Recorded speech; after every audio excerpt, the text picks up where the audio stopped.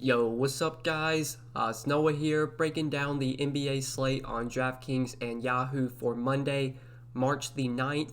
We're going to cover Monday's short three-game slate. Only three games today, which is kind of surprising for a Monday. We usually have bigger slates on Monday. We'll still break down these three games like we normally do. We'll go position by position, talk about the players I like the most on this short three-game slate.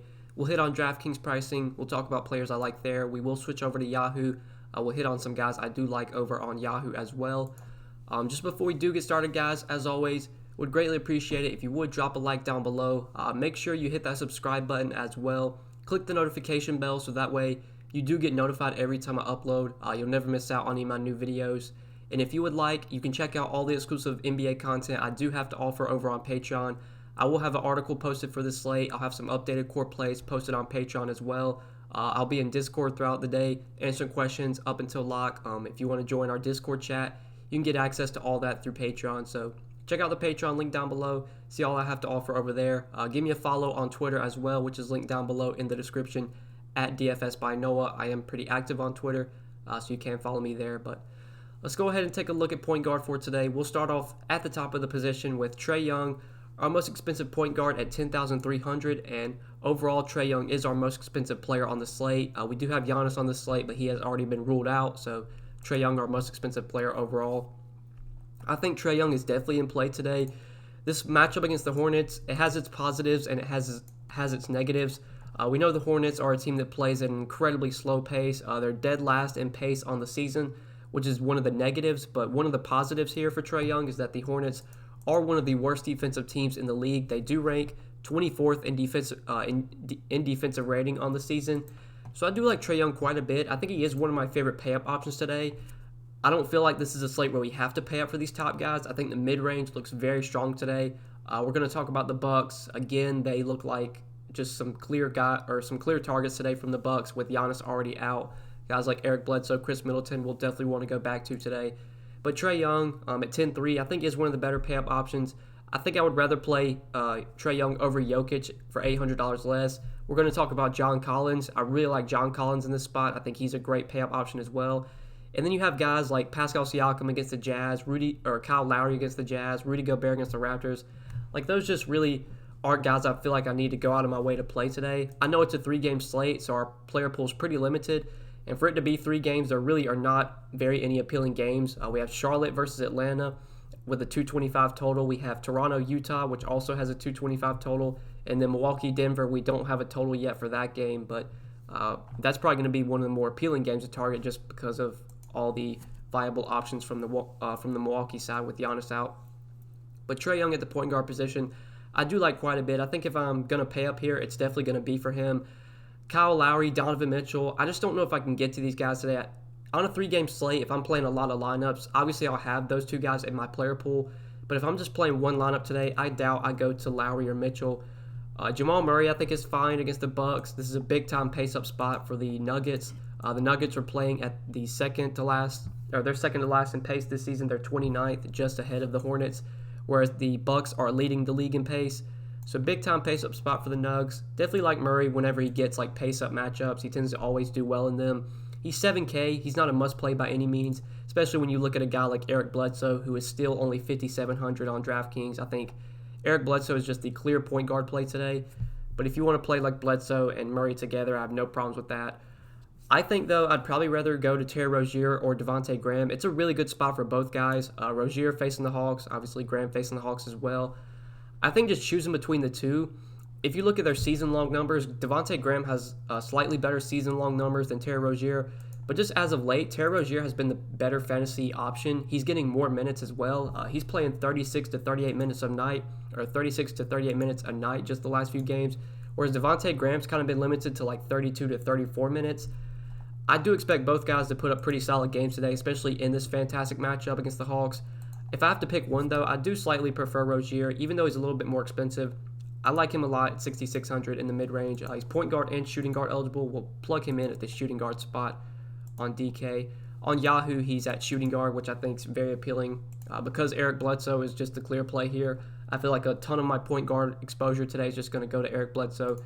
where as a guy like Terry Rozier, you can play at shooting guard. Devontae Graham, if you want to play him, you're going to have to use up one of your point guard slots, which I don't know if you want to do that today, given that you're definitely going to want to get Bledsoe in. But if you just look at point guard on Yahoo, I mean, there's really only like 6 playable options. Trae Young, Lowry, Murray, Graham, Bledsoe, Conley, I guess, is fine. But those are really like the only playable options. I don't want to play Jeff Teague. I don't want to play George Hill. There's really no $10 guys that I like. So I could see getting to some Graham, but prefer to go to Rozier at the shooting guard position. He's actually cheaper than Graham on Yahoo. Graham's 24, Rozier's 22. So I definitely prefer Rozier there. On DraftKings, I think I do slightly lean Rozier as well at 6,600. Both guys going to get big minutes. I expect Rozier probably plays 3 to 4 more minutes than Devontae Graham does. I do expect both guys to be productive in this matchup. I just give the slight edge to Graham. 6,400, you can go to him though, or I give the slight edge to Rozier, excuse me. But Graham at 6,400, you can go to if you want. But like I said, I prefer Rozier. Eric Bledsoe, though, I think this is the guy we need to talk about. So he was massive chalk on Sunday. I talked about him in my video. If you watched any other YouTubers or any other DFS channels, I'm sure they talked about Eric Bledsoe as well. He was just the clear play Sunday. Went out there and did exactly what he does when Giannis is out. Put up big numbers. Played 35 minutes. Had 43 DraftKings points. DraftKings did not adjust his price. He's still 5,700 today. He's going to be massive chalk again, but I think you just eat the chalk. Play Eric Bledsoe. His numbers with Giannis off the floor are just insane. Both him and Chris Middleton get massive boosts in their fantasy average, get massive boosts in their usage rate as well. We'll take a look at the numbers just real quick, just so you guys can see. Bledsoe, his usage rate spikes up to 32.9% with Giannis off the floor, averaging 1.45 fantasy points per minute. Chris Middleton pretty much has identical numbers, 33.6% usage rate, averaging 1.44 fantasy points per minute. We know both guys are going to be locked into pretty big minutes. Bledsoe played 35 on Sunday. I believe Middleton played a few more than that. He played 35 as well. So both guys got 35 minutes on Sunday. Even though it's a back-to-back, I expect both guys to get big minutes again if this game is competitive, and it should be competitive. So love Eric Bledsoe. He's going to be chalky, but I think you just eat the chalk, play him again, and get different elsewhere. On Yahoo, I think Bledsoe is a clear play as well. Only $20. I mean, that price tag is just laughably too low. I'll probably lock Eric Bledsoe into all my lineups today. If I have to choose just one of Bledsoe or Middleton, given that Bledsoe is almost $2,000 cheaper, I honestly would rather play Bledsoe. But I feel like, again, this is probably going to be a slate where I just play both guys. I played both guys on Sunday in all my lineups. I'm probably going to do it again today. But other point guards, I think Dante DiVincenzo is someone we definitely need to talk about. So he was kind of one of the sneaky beneficiaries, or he is one of these sneaky beneficiaries whenever Giannis is out. He actually sees a pretty big spike in his fantasy production as well. Averages over a fantasy point per minute with Giannis off the floor. 20% usage rate, 15% assist percentage, 11.3% total rebound percentage. Really just solid numbers all around the board. We saw him put up a pretty big game Sunday with Giannis out. Played 29 minutes off the bench. Had 35 DraftKings points, 16 points, 7 rebounds, 4 assists, and 2 steals. I don't know why they don't start Dante DiVincenzo. Like, he is clearly the better player than a guy like Wesley Matthews. Even though DiVincenzo comes off the bench, like, he's going to play probably 30 minutes, most likely 28 to 30 minutes. He's been a fantasy point per minute player. If the game's close and down to the wire, DiVincenzo is going to be on the floor over a guy like Wesley Matthews. I doubt Wesley Matthews is going to be in the closing lineup. I really like Dante DiVincenzo at 4,800. I think getting some exposure to the Bucks is obviously going to be a priority today with guys like Bledsoe and Middleton. I think someone like DiVincenzo, though, might go a bit overlooked. So he's definitely someone I do like from Milwaukee. He's cheap on both sides, under 5K on DraftKings. He's only $14 over on Yahoo.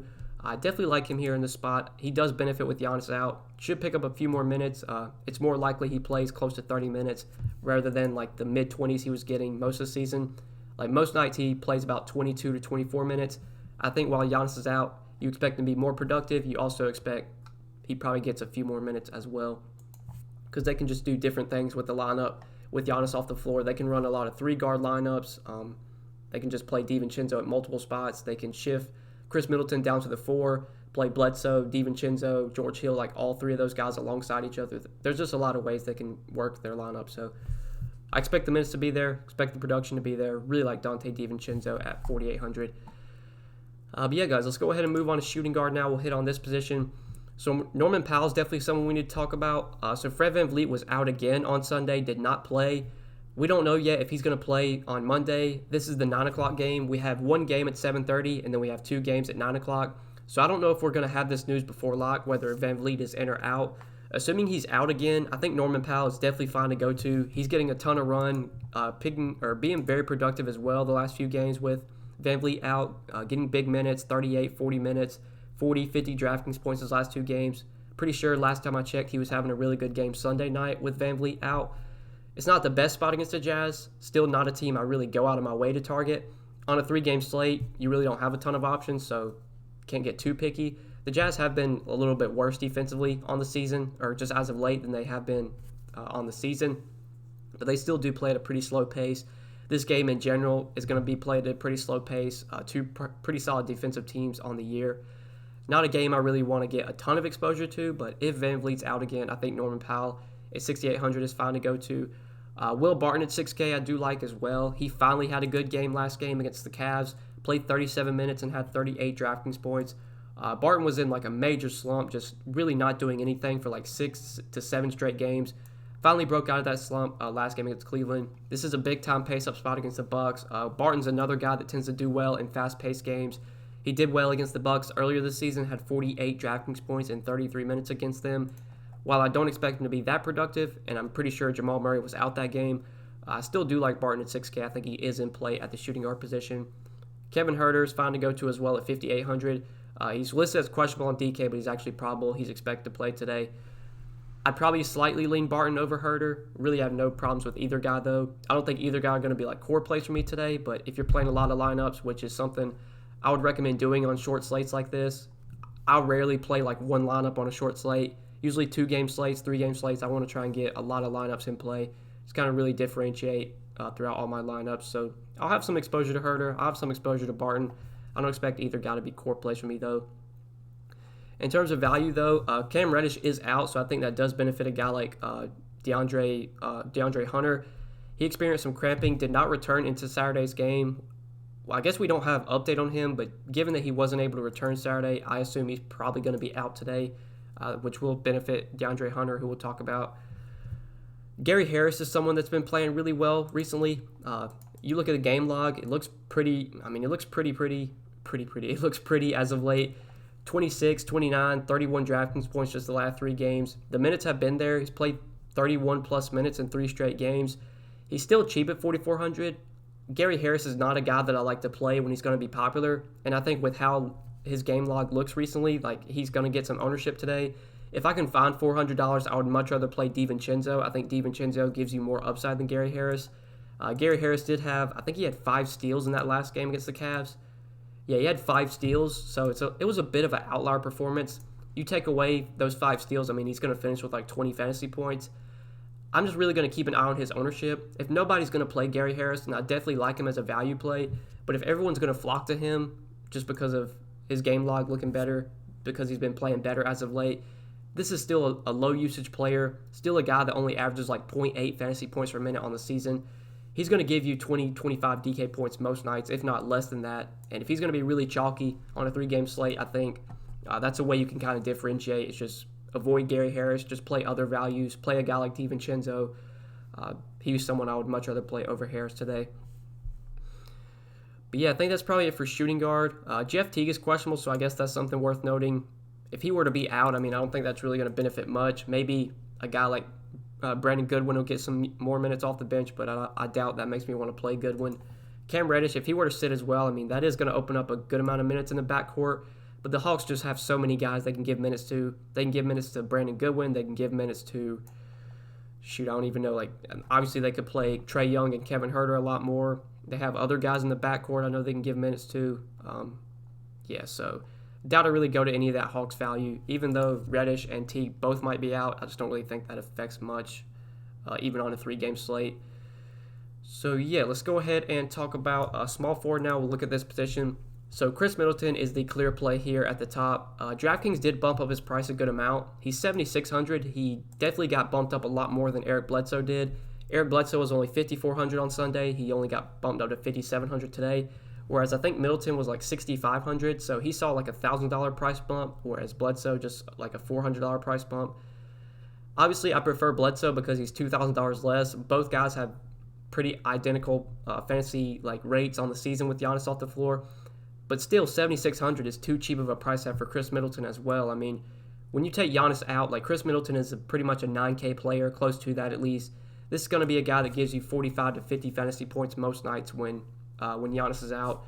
So at 7,600, I still want to lock Chris Middleton into my lineups today. I still think he's a little bit too cheap. I don't think he's a must-play. If I can only choose one of Bledsoe or Middleton, like I said earlier, I would prefer to just roster Bledsoe. But again, I think both guys are great plays. I'm probably going to play both of them in almost all my lineups. Maybe I'll fade Middleton in a few, but I do expect to be very heavy on Bledsoe and very heavy on Middleton once again. Other small forwards, though, Norman Powell, we talked about him. If you want to play him, if VanVleet's out, I have no problems with that. I'd much rather get to Middleton if I can, but obviously you could play Powell at forward, or you could play him at shooting guard. You got a lot of positional flexibility. Barton and Herter, we talked about those two guys. You could play them in the mid-range.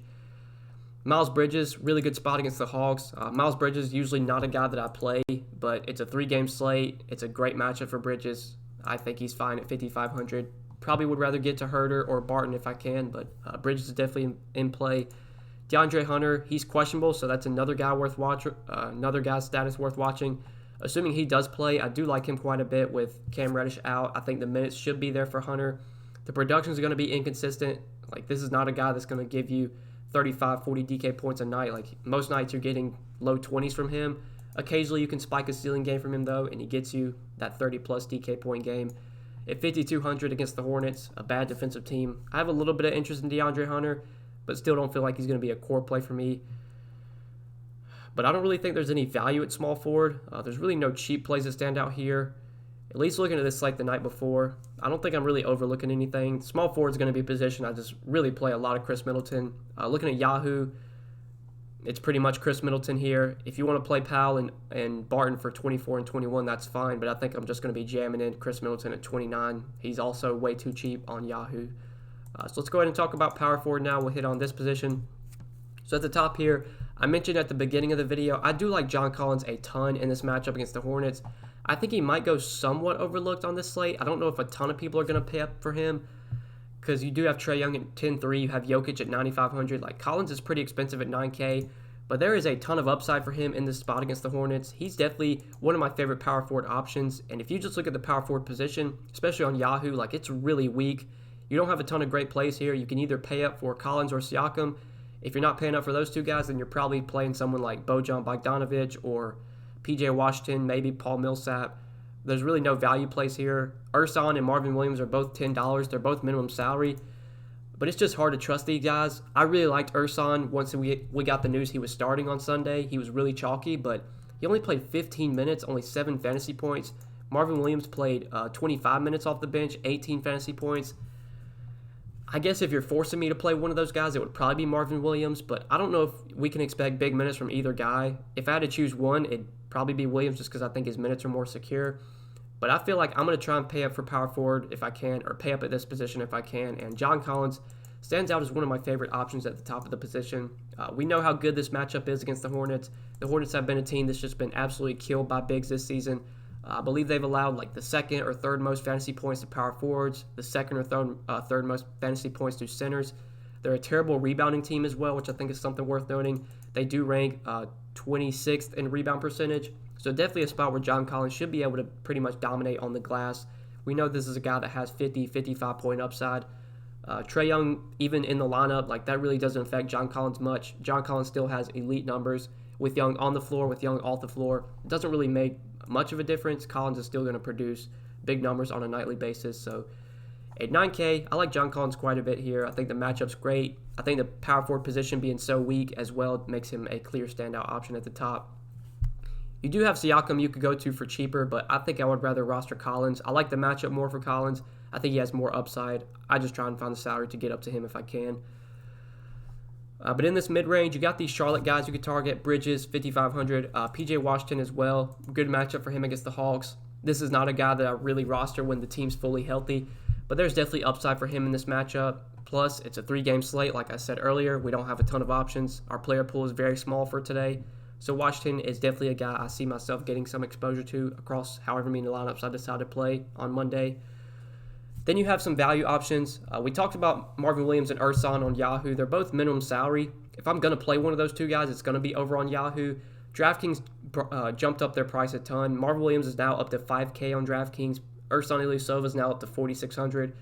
I won't be playing either guy on DraftKings. I think they're too expensive. On Yahoo, though, if you want to play one of them, I'm fine. I wouldn't be surprised to see Marvin Williams finally start. I mean, Urson started Sunday, but he didn't play barely. He played barely any minutes. I mean, he played 15 minutes, had 7 fantasy points. They were clearly looking to give Marvin Williams more minutes than Urson. I thought they were going to start Marvin Williams on Sunday, but they didn't go that route. Wouldn't be surprised if they decided to start him today, which would make me like him a little bit more. Still won't get to him at $5K on DraftKings, though. $10 on Yahoo, a little bit of a different story. Cody Zeller, really good matchup for him against the Hawks. He's been getting about mid to upper 20s in minutes as of late. Bismack Biyombo's been getting DMP'd. It's pretty much just been Cody Zeller and Willie Hernan-Gomez getting all the center minutes. This is a fantastic matchup for Cody Zeller. Like, if we're going to get 26 to 28 minutes from him against the Hawks, he can easily give you 30-plus fantasy points in this spot. The matchup is so good. He put up 25 fantasy points in 20 minutes against the Hawks earlier this season. I like him at 4,900 as a value. If I'm going cheap at power forward, he's probably my favorite cheap option here. On DraftKings, you do have Millsap for cheap as well at 4,600, but honestly, I think I'd probably give the slight edge to Cody Zeller over him. Millsap, his minutes are kind of like in the mid to high 20s as well. I would say the matchup's much better for Cody Zeller, so I would give the edge to him over Paul Millsap. But I think Millsap's in play. He's fine to look to, but really, there's not much value to like at power forward. That's why I said, like, paying up for John Collins is something I'm going to try and do today, just because the power forward position is so bad. There's just not a lot of value here. The mid-range options are fine, but I don't feel like any of these guys are must-plays. So definitely like paying up for Collins if I can. But let's go ahead and hit on the center position real quick, just before we end the video. So at the top of the center position, you do have Nikola Jokic for 9,500 against the Bucks. Jokic is obviously in play. It's a short 3-game slate. We don't have a ton of options. I think, though, I'd probably rather pay up for Trae Young, try and find the salary to get up to Trae Young, or even save salary and drop down to John Collins. So I don't feel like Jokic is going to be a core stud for me. I'm going to have more exposure to Trae Young. I'm going to have more exposure to John Collins. The only reason I could see getting a good amount of exposure to Jokic would probably be on Yahoo, just because the center position's so bad. I mean, you have to play at least one center, and there's not a lot of appealing options. Rudy Gobert, I don't love that matchup against the Raptors. I think Serge Ibaka probably looks like the most appealing play. He's $21, still locked into about 30 minutes a night. Marc Gasol did play Sunday, but he came off the bench, and he was also limited. There's a chance because it's a back-to-back, he could not even play today, which would make me like Ibaka even more. Brook Lopez at 19, I think he's definitely in play with Giannis out. You have Cody Zeller, who you could go to at for value at $14. But I could see paying up for Jokic on Yahoo just because the center position isn't that great. On DraftKings, you have dual positional flexibility. Like, you can play guys like Cody Zeller at center. We will talk about Ibaka. I do like him quite a bit. So yeah, a little bit less interested on DK. But Ibaka, I think, is probably my favorite center in the mid-range. He's 5,900. Played 30 minutes against the Warriors. I believe that was Thursday night, if I'm not mistaken. Thursday night against the Warriors. 30 minutes, 37 DraftKings points. He had a pretty solid game on Sunday night as well. I think I can't remember. I can check the game log real quick, but I'm pretty sure he finished with like 35 DraftKings points in 30 minutes, pretty much like the same line he put up against the Warriors. So in the fourth quarter, getting towards the end of the game, Ibaka has played 35 minutes, has 15 points, 10 rebounds, 5 assists, 2 turnovers, 2 blocks. So just doing the quick math in my head, that's like 38 fantasy points. So Ibaka had another good game Sunday night. I expect he keeps that momentum going into today. At $5,900 and $21 on Yahoo, if you're not paying up for Jokic, I think Ibaka is the clear play to go to in the mid-range, especially if Marc Gasol were to sit on the second half of the back-to-back. That would just make me feel even better about Ibaka. But we even saw Sunday night, he played 35 minutes with Gasol healthy, or with Gasol in the lineup. I know Gasol was limited, but you still got 35 minutes from Ibaka. So the minutes are clearly going to be there. Assuming Gasol doesn't start or anything, assuming he continues to come off the bench, I do like Ibaka a lot. Brook Lopez as well, I like quite a bit with Giannis out. Does see a little bit of a spike in usage with Giannis off the floor. Lopez was having a really good game Sunday. I did like him quite a bit on Sunday. He had at the end of the third quarter, he had 29 fantasy points at the end of the third quarter. I don't think he played at all in the fourth quarter, which was really frustrating because I did have a good amount of exposure to him. Finished that game against the Suns with 29 DraftKings points in 27 minutes. I think this is a spot where maybe Brook Lopez plays like 30, 32 minutes. They're going to need a guy with size out there to defend someone like Nikola Jokic. So at 5,100, I do like Brook Lopez quite a bit. If I can find the salary, I'd probably try and get up to Serge Ibaka if possible. But Brook Lopez is definitely in play. Between Lopez and Cody Zeller, I would probably give the edge to Brook Lopez. But Cody Zeller does have power forward eligibility, so if you want to play both guys together, you can do that. Like I said earlier, Marc Gasol, he played Sunday night but was limited off the bench.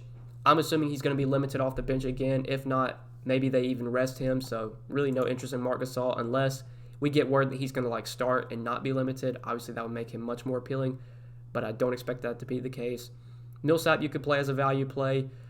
I guess Dwayne Dedmon's fine. Great matchup for Dwayne Dedmon. Pretty much the same great matchup for him as it is for John Collins.